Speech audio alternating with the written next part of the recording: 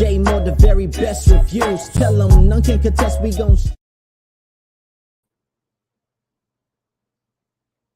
What's good, everybody? Welcome to the show. Hopefully it's not too much internet lag delay, but I'm here to talk about From Season 2, Episode 8, another fire episode from the show on MGM Plus, also known as Epics. It's a great series, something new and fresh, similar to the show Lost, I guess, but with a twist because it has the monsters. And everybody that's probably tuning in tonight is already familiar with the show and what it's about. Now, this last episode 8, man, that was a good episode on par with the rest of the show. Before I get into it and break it down, let me give a shout out to my girl Gina, my sister from another mister. Take care. She out there working hard on the grind. So, be safe out there, sis. And I'll catch you on next time. And as far as the show, man, another good episode. We had a couple questions this episode kind of answered, but we got some new questions right on the back end as soon as we kind of got a little bit of answers. So what I'm gonna do is break it on down, give a couple of my theories and thoughts about the episode, and have a good time like we always do. So I appreciate everybody for coming through, and I got a couple new things that I'm working on. So one of the new things is that when I'm gonna go live, I might have to, after the live is over, the video may not be public for a while. So it's gonna be important to start coming to the lives. Not a long time, maybe a few hours or so, or a day at the most. But that's not because of anything other than editing reasons and other things behind the scenes. So nothing to do with anything viewers or any of that. But it'd be better to come live. At least you can check it out and don't have to wait a little bit while things is processing and doing things in the back end of what I got going on. So anyway, let's get into it. Before I do, give a shout out to a couple of my people in the building. My girl Rashonda, what's up, sis? Rashonda been riding with the channel for years. I appreciate you. And my man Dame Kenny, one of the J1s, been here for a minute. I appreciate you, my brother, for coming through and all the support on the channel. All right. Now, as far as episode 8 for From, man, we learned a little bit more about Slicky Vicky, aka Victor. I feel sad for Victor, man. Damn, man. Victor been through a lot. He's traumatized, and it's easier to see now why he's still a little boy inside. Hold on, I need a little juice box.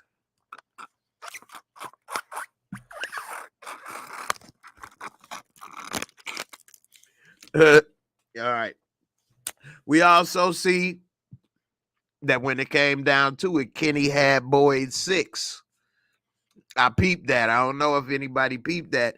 And Jim need his head bust getting old Randall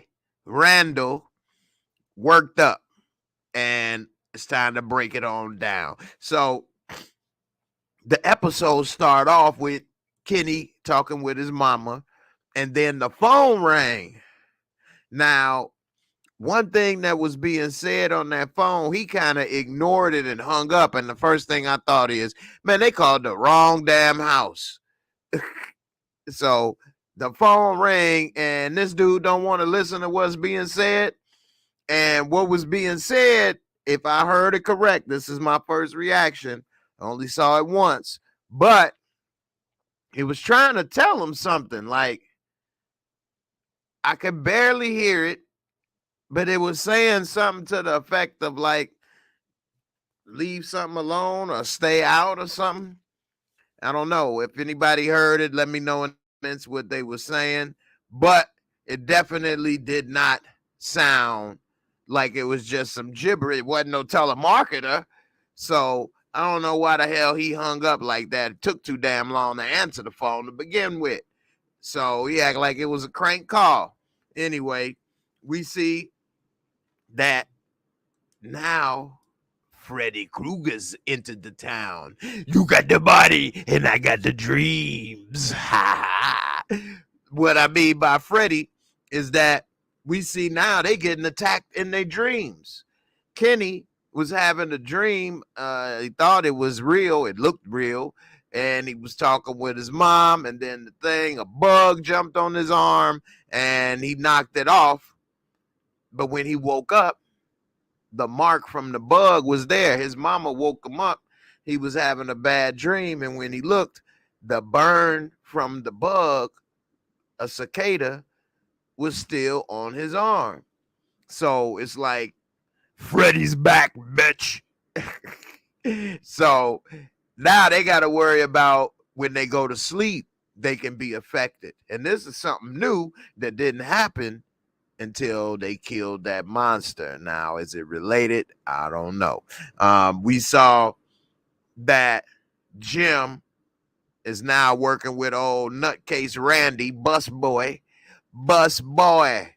He got the bus boy charged up, working with this damn drone, trying to hook up the antenna. But the drone wasn't able to fly but so far, go up so high. Now, I was wondering, is it because of the weight carrying all that stuff? I mean, that drone was kind of flimsy. It wasn't like it was a high-powered drone. Or was something artificially limiting the drone from going any higher? It did look like that was lower than some of those houses. Definitely looked like it was lower than the Colony House. So maybe not. I don't know, but that was a little theory that I had right there.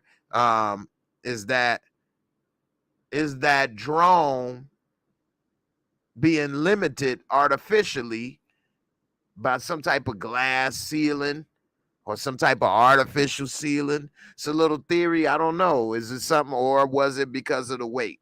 I'm not sure. But the one thing that Jim messed up is that he really doesn't know too much about busboy Randy.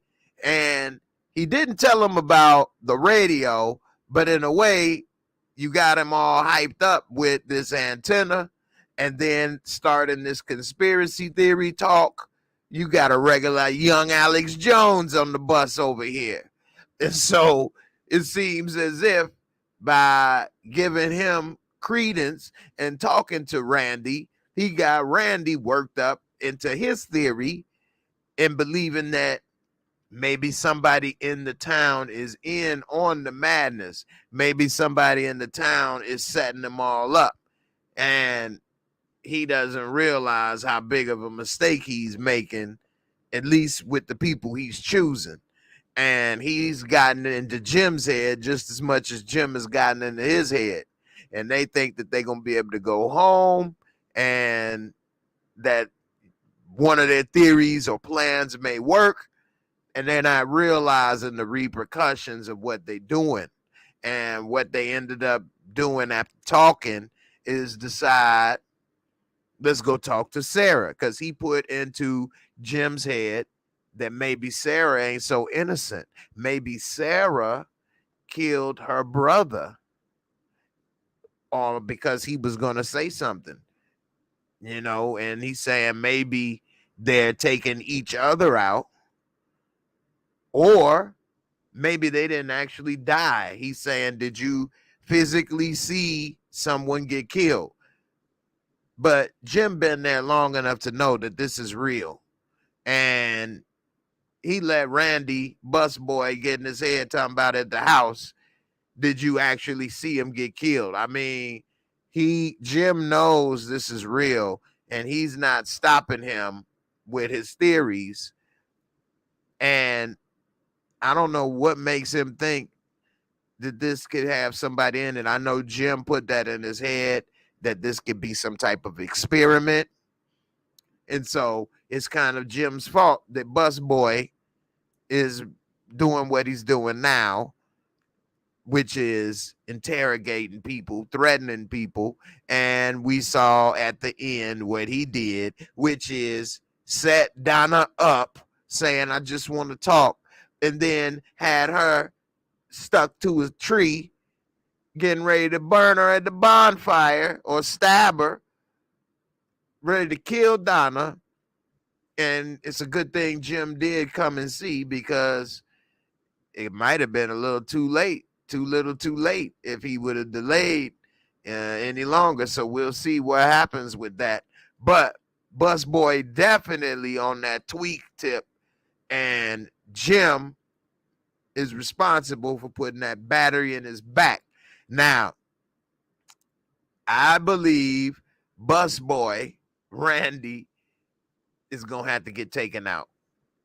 I don't think that he's going to make it out of that forest alive after tying Donna up and pretty much threatening her life. And in order for this to be okay with Jim and his family and Donna and everybody, he's probably going to have to save Donna's life, and they're going to have to take Busboy out.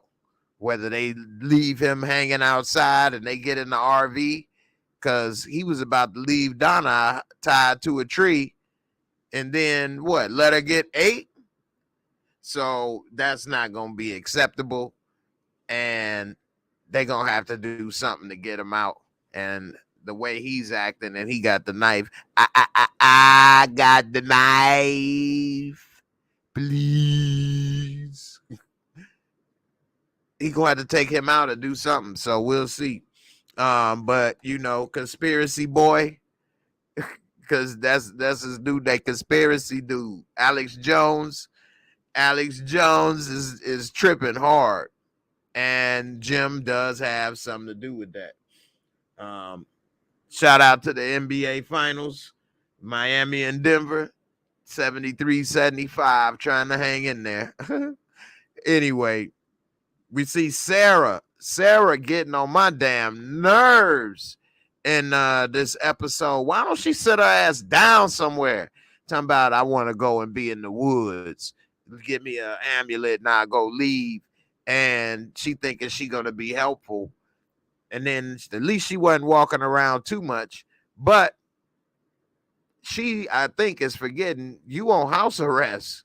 You ain't got freedom to just do what you want to do. Sit your ass down. Talking about you bored. That's called prison. You want some excitement? I can put you in the box.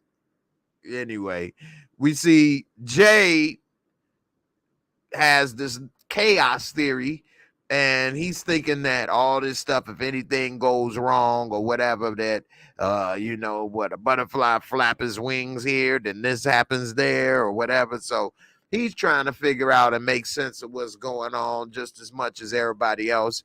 And I can't remember who said it in the comments, but shout out to who said it in the comments last week, that because remember Victor said that somebody went crazy and killed a lot of people.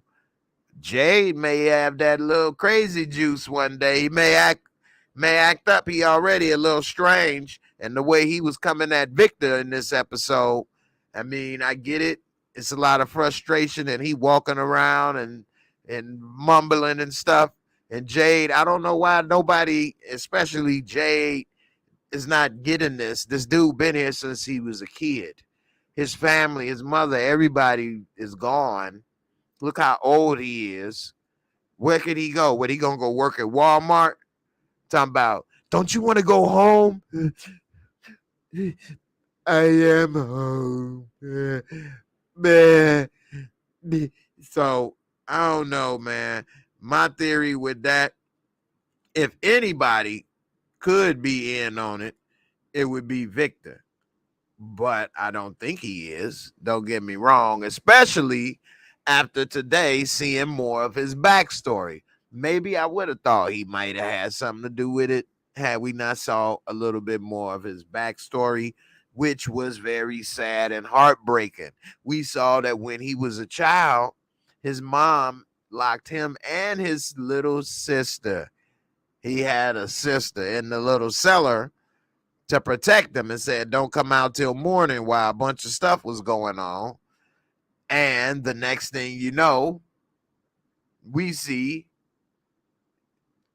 the sister run out the damn door. Mommy, I want to be with you. And of course, now we see why Victor's all by himself. And it was very sad and traumatic because when he was talking with Jim's wife, he was saying he can't remember. He don't want to remember some of the things that happened, but the bitches might. The bitches might remember. And so he had a secret stash in the little car junkyard. And when he popped the trunk, he had all these pictures of what happened. And one of the pictures that was interesting was the tower that Boyd was in. And that's why these people need to start talking, man. They need to communicate because they could possibly put some stuff together. And he said, that's where my mom went to save the children. So we see that mama went there somehow, some way she didn't come back, and that it was children needing saving. Now, we don't know exactly what's going on with those stones. We do know that Boyd found them in the woods, but who placed them there? Somebody had to put them there, so it could have been somebody from Victor's time period, or maybe they didn't have them. I don't know. But it is interesting to see how much he has lost and how long he has been there. He's been destroyed by that place. There's nothing he can do, nowhere he can go. And even though Jade and, Jim's wife ended up going to that cave and investigating a little bit of the tunnels, I don't think that's going to be a way out. So I don't know what they may do. Maybe they should start a fire in them tunnels or something and burn them damn things out, or go in there in the daytime and go kill them. I don't know. We'll see. One of the other things that I noticed in this episode is Ellis. Ellis is healed very well, very fast. And we saw that those worms inside that body of the monster, which they should have never brought in the house, let alone doing the autopsy in the house. They should have did that outside to begin with, or in a separate building that they didn't need. But we saw that they turned into what? Cicadas. Was a whole bunch of stuff in there. So turning into some type of bugs. So I don't know what's going on with Freddy in the dreams, coming for him in the dreams. But those bugs, and I mean, we saw Junkie Girl tweaking, and they like something going on downstairs. Man, I would have got the hell out of that building. They were still just sitting in there chilling. But when Boy went to investigate, Kenny had that 6, boy. He said, Kenny, go upstairs. I got this. Kenny, the balls didn't drop now after he done got rid of the badge. So, one thing that is getting on my damn nerves with Jim is, why does he keep talking about that damn radio and the voice on the radio and not acknowledging it could have been one of those monsters? They can talk. It knew that your wife was digging in the basement. Why is he not putting that as a possibility? He's putting all this faith into this damn radio, not realizing you could be calling the wrong folks. All right, you need to chill. What's up, Young Slim in the building? What's up, bro? How you feeling? I appreciate it. Dame Kenny, that's right. I want the knife. You better wipe that booger off your shirt before it freezes. You might cut yourself. bleed to death. It'd be pretty bad. Be careful. Wipe that book off. Tajur, good evening to you as well. How are you? Miss Jocelyn, hey, how you doing, Miss Jocelyn? Uh, hope everything is all good. You say, hey, Jay, missing you, but I think of you every morning when I drink my coffee from the mug you sent me. Thanks always. Oh, and that's what it's all about. See, that's a beautiful thing right there. Warm my heart. And that's why, truthfully, I like to do the merch. It's because it's a reminder, not another way to try to make money or sell stuff. All the stuff is so cheap on my stuff that I don't even make money. But like I say, that was sweet, and thank you. And let's go on to the rest of this. Continuing, we see that when Ethan, who I just can't wait for Ethan to die. I know that sound bad. Ethan gonna be the next Victor. You see how nerdy he is and how little of life he knows, and he gonna be stuck there at that such a young age, lose his family, lose his sister, lose Victor, everybody dead, and then 40 years later, what if he's Victor? Bum, bum, bum. That's a little theory right there. What if Ethan is Victor in some type of time loop, parallel type of thing? I don't know. I doubt it, because Victor remembers his life. But he could be Victor 2.0, and I wouldn't put that past what's happening, because look how young he is. And if they never get out, eventually he gonna outlive. I mean, if you look at traditional, I mean, there's no telling in life, really. A person can get cancer at any age and die before somebody. But without anything like that, he should probably outlive everybody in that town since he's the youngest one. So we'll see. And the way Ellis healed, I don't know, man. He might got some of that act right juice up in him. Boyd might not have got it all out of him. So we'll see. One thing we did see is Jay is tired of the BS, and he went in on Vic. Tell me what's going on. And he was asking about the drawings in the tunnel, and Vic, I don't know, I don't remember.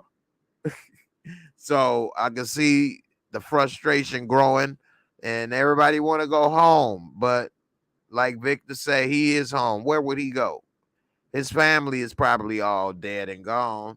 If they not, they damn sure don't remember him. I mean, they remember his mama had a kid maybe, but he been gone so long, don't nobody know who he is, and ain't nothing he can do.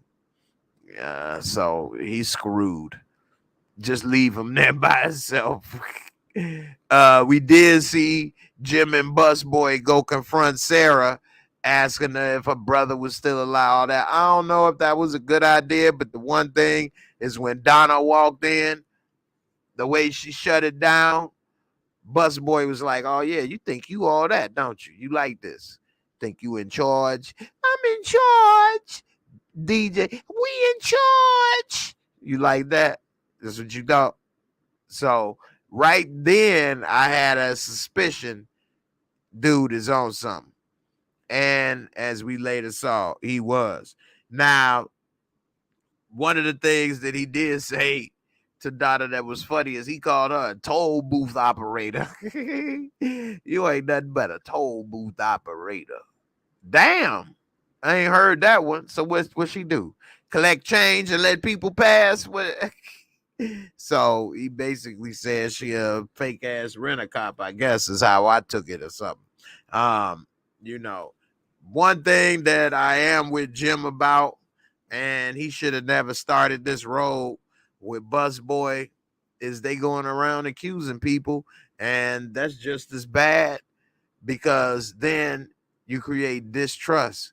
everybody pointing the finger at each other and start a civil war in the town. Jim could be starting the end of their demise by doing this. And if it infects everybody, the mentality of you in on it, no, you in on it, they can all either split and not talk to each other or kill each other. So, but they did have a plan, which I think is stupid, which is he said, why do they always want the curtains drawn at night? Maybe we should look and see what's going on. Now, my theory for why they have the curtains drawn at night, based off what we saw, is that those things can be pretty convincing. Remember, in season 1, we saw that guy used to talk to the little cutie outside the window, and she was very convincing. She got game. They got that game. They got that pimp juice flowing through that body. That's what he took out. Pimp bones working in my body. So they already took that yellow pimp juice out of one of them. They got pimp juice in their body. They can play you, make you feel secure. We saw in I think the first or second episode, Granny was smooth enough to talk the little girl into opening the door. So I think that they're not understanding the depth of what they're dealing with. It's not to cover up the windows so that you don't see what's happening. It's so that you don't get persuaded and ate. So they may be what's next on the menu. And I don't know if this plan of theirs, where they're going to sit one in the bus, one in the trailer, is going to work. Now, we did see it was a change of plans when he kidnapped Donna. And if he think he going to leave her tied to that tree so the monsters can eat her and he watch it, no, that ain't going to work. That's an execution. So I think his days are numbered. I don't know. Jim is compromised. I don't know how well he can fight, but he better try to do something before Donna is next on the menu. You know what I'm saying? So now we see that damn voice. I don't know what the hell's going on with that, but you all let me know what you think. Do you think that voice is one of the monsters, or is it somebody else? If you think the voice is a monster, put a 1V in the comments. If you think that voice could possibly be something else, put a 2V. All right. Me personally, I think the voice is the monsters. I do. So I don't know. Now, we did see Vic being nice to Ethan a little bit, but then he kind of being mean. He did give Ethan this little coat, and fat guy in little coat. And Ethan ended up finding an old toy. That's my toy. Let me see that. Oh, I haven't seen it in a long time. So the toy that he found ended up being significant because wasn't that his sister's toy or her crayons or something to that effect? And so it brought back memories. And that's the thing, a lot of people with collectibles or things like that, it brings back that nostalgia. You remember this, you remember that. When you see something, it brings those memories flooding back. And we saw that's what happened with Vic. And it was really heartbreaking when he was at the car in his little stash spot. And he actually remembered the picture. Remember. It made me remember. So he did break down crying. It was sad. And that's just gotta be heartbreaking to live your entire life pretty much there. I mean, oh wow, that's just horrible. He didn't even know about the internet. There's so much stuff he doesn't know about in life that has happened. It's just so sad. So I don't know. Now we saw that he told Jade about that symbol, and Jim's wife said, "Why you tell him about that symbol?" Because it seems that some of these people can't handle information properly, which goes to show that what Donna was saying about to Jim and about not saying stuff, she's right, because a lot of these people can't handle information, and you'll get people riled up, and it could just be a bigger problem than they already got. They already got to worry about the monsters. They don't want to worry about each other as well. And we saw that Vic. I mean, he's probably still that little 10-year-old boy inside. I've said that before, that he's been stuck in that mindset. But we see that his mom kind of put that in him a little bit when she was saying stay here or whatever. And he never really grew up, because in a way we grow up going through school and time, and our interactions with other people our age and older people shape our identities. And by him never really interacting with people his own age, he kind of just stuck in that child mentality and never really snapped out of it, kind of, because of the trauma that he had suffered. So, and then the way that he deals with that trauma is blacking stuff out of his mind. But he say he'll write the pictures. The picture remember, but not me. So I don't know, man. One thing that we see with Kenny is that he's starting to come around a little bit.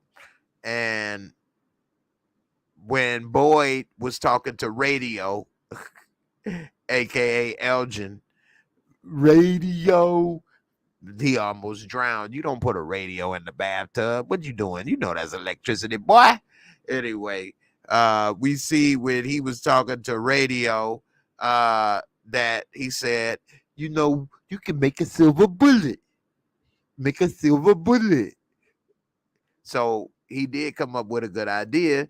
Dip them bullets in that Easter egg dye. Basically that yellow bile. He said we could dip it in there like Easter egg dye, shoot one of them from a distance and see if it works. It actually wasn't that bad of a plan. I don't know if they'll have enough, dip, baby, dip. I don't know if they got enough dip juice for taking out all the monsters, but it's worth a try. Dip it in there and let's see what happens. Besides, they need to do something because they got a bug problem. They're going to have to call Orkin. We saw that at the end. Them damn cicadas was flapping and it was getting loud. So, I don't know, man. They left out of the body of the monster. When they went downstairs, they saw them bugs, the cicadas. And then when Boyd got busted by Donna, which she did have a good point. You was supposed to tell me this. You was just talking to me. You ain't tell me nothing. I'm telling you now. No, you got busted now. If you didn't get busted, you wouldn't be telling me now. And so when they went, all the bugs was gone. So, and then they getting attacked in their dreams. It's just so much going on. I don't know, man. We know they can't shoot them bugs with them boo-boo bullets. Boo-boo bullets. So one thing that tripped me out when Boyd and Kenny went downstairs to investigate what was going on in the basement, they didn't have their guns out, which I would have had my gun out already. He had his hand on the gun. Mine would have been out, and we wouldn't have been taking no chances, even though those things can get shot and they can keep going. I would have did something to slow it down, had a broomstick or something. So I don't know. We'll see. But I'm good on the bugs. I'm good on the damn I just sent radio in there. Radio don't want to die. Radio, you was just in the bathtub. You almost got electrocuted. What you talking about? Radio don't know that. Anyway, radio, I guess, gave up on trying to get him some coochie from Sarah. Well, that's crazy. I'm crazy, but not that crazy. Sarah ass need to go on somewhere. Miss T, you said radio with no bike. My bike was on the bus. I was going to get a new bike, but the bus came here. Hey, what's up, Neek XO? How you doing? Toujours, that's what I said. Freddie's there. I'm back, bitch.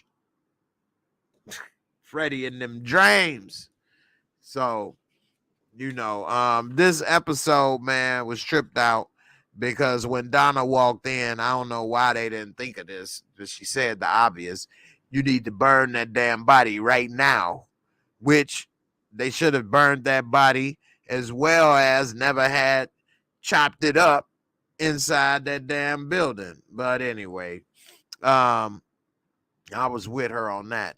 But the one thing that they was slipping on is Busboy was in the damn bushes and he saw them taking the body out to burn it. So I'm thinking maybe that's why he tied Donna up to find out that information. And Jim is going to be shocked when he finds out Donna knows they killed one and burnt it and didn't say anything. So I don't know. Old Randy and Jim, nosy as hell. I think they're going to end up causing a civil war. Vic has been leading up to something bad happened before, and some people tweaked out, went crazy, killed some people or whatever. So I think they've been saying that to prepare us for it happening again. Now, Jay does seem like somebody that's a little off balance, but at the same time, I look at him as maybe being frustrated. And he just sold his company, got money. He was partying when he came there. He's still young, good looking. He's probably like, I need to get the hell out of here. I got money and people to do. So I definitely think that that's what his problem is. And I mean, hey, I'd want to get the hell out of here too if I'm rich.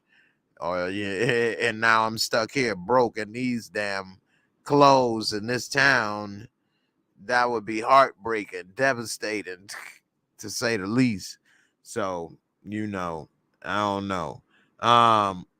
We see that one thing that was interesting about this episode to me is that Vic's mother went to the tower when he showed that picture, which made me think, well, what happened to her and what happened to Boyd going to that tower? Because either she didn't make it when Vic was a kid or she never came back. Either one is bad for him. So I'm wondering what happened that allowed Boyd to come back. Maybe that blood is your blood stuff helped. Maybe the old dude saw Vic's mom before. I mean, he's dead now, so it's hard to get some answers from him. But okay, it's just a little another question that made it a little more interesting to me in as far as that tower. And I don't know, man. Boyd, when he was talking with Sarah, she was saying she wanted to be helpful. She wanted to go back out there. And he said, well, we went out there far enough and it put our ass right back here. And she's saying, so what? We give up? No, I'm not saying that, but, we got to wait a second and think a little more. And I think that the biggest problem with everybody there is poor communication. Poor communication. Yeah. Looks like the Denver Nuggets are the new NBA champions. Congrats to the Joker, Jokic, putting on a display. Basketball brilliance. Yeah. All right, y'all. I'm about to wrap this up. I appreciate everybody for coming and watching live. I will have the stream, ready for everybody. So I appreciate all the support, everybody coming live, all of the good stuff. I hope everybody have a good night. Shout out to my girl Gina. Let me get to some of these comments before we get out of here. What's up, Miss Jocelyn? You say it's a wrap. Denver Nuggets and Jimmy Butler. We have an opening on our Houston Rockets team. We need help bad. Jimmy, yeah, right. Jimmy Beans. I still can't believe the Bulls gave Jimmy Butler up, but Zach LaVine ain't bad, but he ain't no Jimmy Butler. But anyway, appreciate it. This episode, another good episode.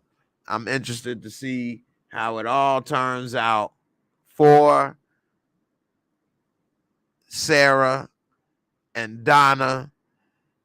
I don't see how Busboy is going to be able to get away with tying her to a tree to interrogate her and then just walk around like, oh, well, there's nothing wrong. Make me a salad. And I don't know how they eat all that salad with no dressing. I need some French dressing on mine anyway. Yeah, definitely a good episode. And I'm interested to see what's happening with these dreams. Are the dreams going to stop now that they burnt the body? Did the dreams have a relation to that? I'm not sure. You let me know what you think in the comments. And I don't know. Now that they got Freddy, all they need is Jason, and they got all the monsters in that damn hood. Monster Hood. That's the name of that neighborhood, Monster Hood. Big Bird. I just saw that article. I was thinking about doing a story on that. It's a new article that just came out that I saw, I think today actually, or yesterday, that Jimmy Butler is Jordan's son. I do not know, of course, but I don't think it is. I don't think so. I mean, Jordan's other two kids couldn't ball. They couldn't make it to the NBA, rather, I should say. They could play basketball probably better than the average person.